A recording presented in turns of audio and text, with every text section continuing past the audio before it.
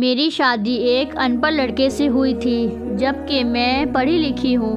میرا نام آرزو ہے۔ سچ بتاؤں تو میرا خواب تھا ایک پڑھا لکھا اچھا کمانے والا لڑکا، لیکن کچھ مجبوری میں انس سے شادی کر دی گئی۔ مجھے انس اچھا نہیں لگتا تھا، ان کا نام بھی اچھا نہیں لگتا تھا۔ خیر میں نے خدا کے سامنے رو رو کر دعا مانگی، یا خدا یا تو انس کو مار دے یا پھر اس سے میری جان چھڑا دے۔ وہ جاہل سا تھا، بولنے کا بھی نہیں پتا تھا۔ میں ہر بات پر انس کو بے عزت کر دیا کرتی تھی، ڈانٹ دیا کرتی، انس پر غصہ کرتی۔ انس مجھے پیار سے سمجھاتا، کبھی چپ ہو جاتا، کبھی غصہ ہو کر گھر سے باہر چلا جاتا۔ میں ایک بار جھگڑا کر کے امی ابو کے گھر چلی گئی اور ضد کرنے لگی کہ بس طلاق لینی ہے۔ امی ابو نے بہت سمجھایا کہ بیٹی لڑکا بہت اچھا ہے، نہ کر ایسا، بس بیچارہ پڑھا لکھا نہیں ہے۔ کیا کبھی اس نے تم پر ہاتھ اٹھایا یا گالیاں دی ہو؟ لیکن میں بس طلاق لینا چاہتی تھی۔ میں نے جھوٹ بولا کہ وہ مجھے خرچہ نہیں دیتا۔ میرے امی ابو نے انس کو بلایا، وہ میرے سامنے بیٹھا تھا۔ امی ابو کہنے لگے، کیوں بھائی تم آرزو کو خرچہ کیوں نہیں دیتے ہو؟ انس بابا سے بات کرتے ہوئے بولا، انکل جی جو کما کر لاتا ہوں، سب اخراجات نکال کر جو بچتا ہے سب آرزو کے ہاتھ پر رکھ دیتا ہوں۔ میرے چچا تایا سب موجود تھے وہاں۔ میں بولی، مجھے 30,000 روپے ہر مہینے چاہیے، بس میں اس شرط پہ جاؤں گی انس کے ساتھ۔ انس خاموش ہو گیا، سر جھکائے بیٹھا تھا۔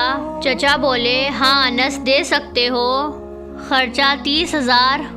انس کچھ دیر خاموش رہا، پھر میری طرف دیکھنے لگا، لمبی سانس لے کر بولا، ہاں ٹھیک ہے، میں آرزو کو 30,000 روپے دوں گا الگ سے ہر مہینے۔ میں نے دل میں گالی دی، کمینے، دیکھنا جینا حرام کر دوں گی۔ پھر میں انس کے ساتھ چلی گئی۔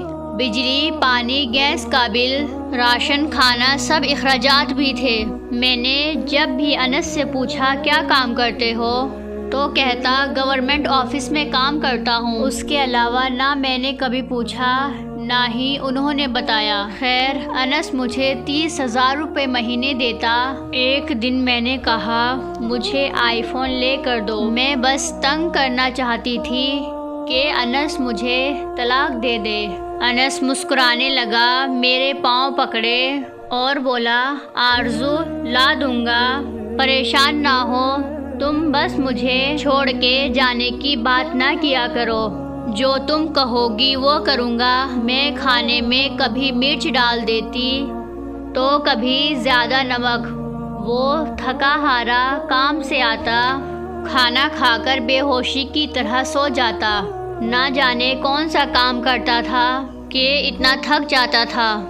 میں جتنی نفرت کرتی تھی اس جاہل سے، وہ اتنی ہی محبت کرتا تھا۔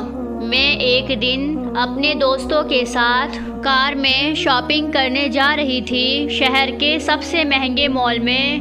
جب ہم ایک بس اڈے کے پاس سے گزرے تو میری زندگی نے وہ لمحہ دیکھا، میں بے جان ہو گئی۔